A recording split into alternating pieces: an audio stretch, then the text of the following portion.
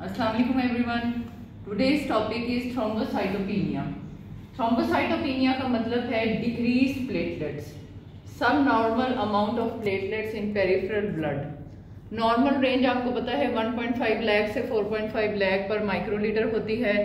Less than 50,000 जो है ये एबनॉर्मल होता है. 20,000 टू 50,000 पे ब्लीडिंग हो सकती है विद ट्रॉमा और सर्जरी, और लेस देन 20,000 पे स्पॉन्टेनियस और सिवियर हेमरेज हो सकता है. साइंस एंड सिम्टम्स पे आ जाएं.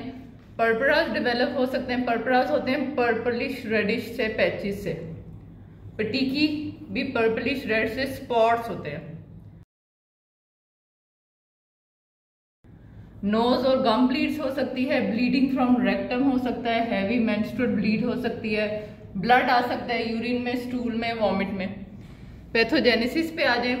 स्टेम सेल जो होता है वो डिफ्रेंशिएट करता है मेगाकैरियोसाइट में. मेगाकैरियोसाइट फिर प्लेटलेट्स बनाते हैं. अब स्टेम सेल से मेगाकैरियोसाइट में हाइपोप्लेजिया हो सकता है, इसकी कॉज थ्रोम्बोसाइटोपिनिया की, या इन दोनों पॉइंट्स पे डिसऑर्डर्ड रेगुलेशन हो सकती है.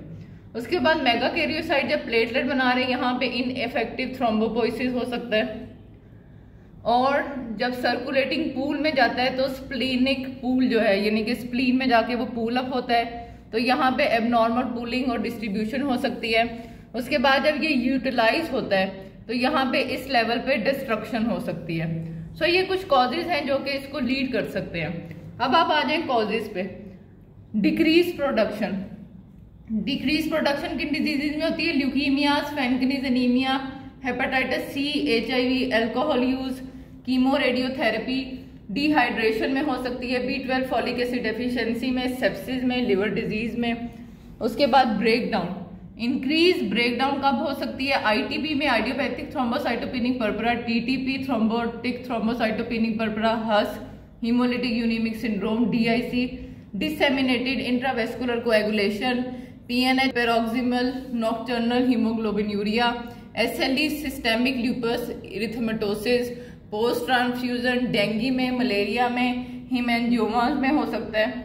उसके बाद आप आ जाए मेडिसिन इंड्यूस, यानी कि जो मेडिसिन से होता है. वेलप्रोइक एसिड हो सकता है, IF से हो सकता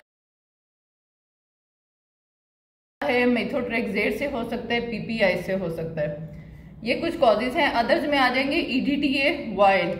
जो आपकी पर्पल कलर की EDTA वायल होती है उसमें EDTA होता है वो कई बार क्लम्पिंग कर देता है, इसीलिए हम सोडियम सिट्रेट वायल में कहते हैं कि आप रिपीट करवाएं सैंपल. स्नेक बाइट में हो सकता है. टेस्ट पे आ जाएं. CBC में आपको प्लेटलेट कम मिलेंगे.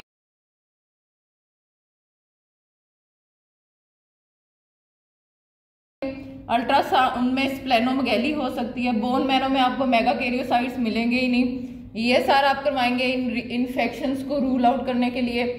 LFTs कराएंगे कि लिवर की तो नहीं कोई खराबी. उसके बाद B12 फॉलिक एसिड करवाएंगे.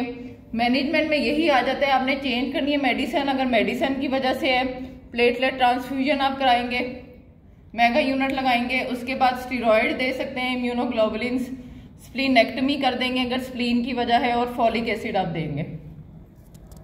और स्ट्रक्चर पे अब आ जाएं. स्ट्रक्चर में आपको नजर आता है सबसे बाहर ये कोट है, ये देखें ये. उसके बाद अंदर आप आते हैं तो ये माइक्रोट्यूब्यूल है, ये डेंस ट्यूब्यूल है. उसके बाद ये माइटोकॉन्ड्रिया है, ये अल्फा ग्रैनुल्स हैं, और ये डेंस ट्यूब्यूल है. ये सरफेस कनेक्टिंग ट्यूब्यूल है. अल्फा ग्रैनुल्स में क्या होता है? PF4, PDG और वॉन विलिब्रेंट फैक्टर, फैक्टर 5, एल्बुमिन, और भी काफ़ी होती हैं चीज़ें. उसके बाद डेंस ग्रैनुल्स में ATP, ADP, GTP, calcium and GDP. ये प्लेटलेट का सारा स्ट्रक्चर है.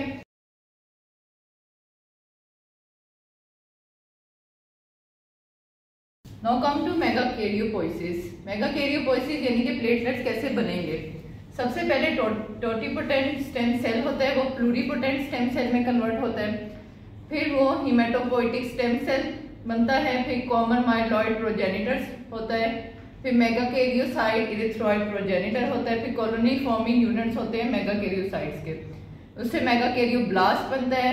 प्रो मेगाकैरियोसाइट बनता है, वो ग्रेनुलर मेगाकैरियोसाइट में कन्वर्ट होता है. उससे मेच्योर मेगाकैरियोसाइट होता है, और फिर प्लेटलेट्स जो है उनकी फॉर्मेशन हो जाती है.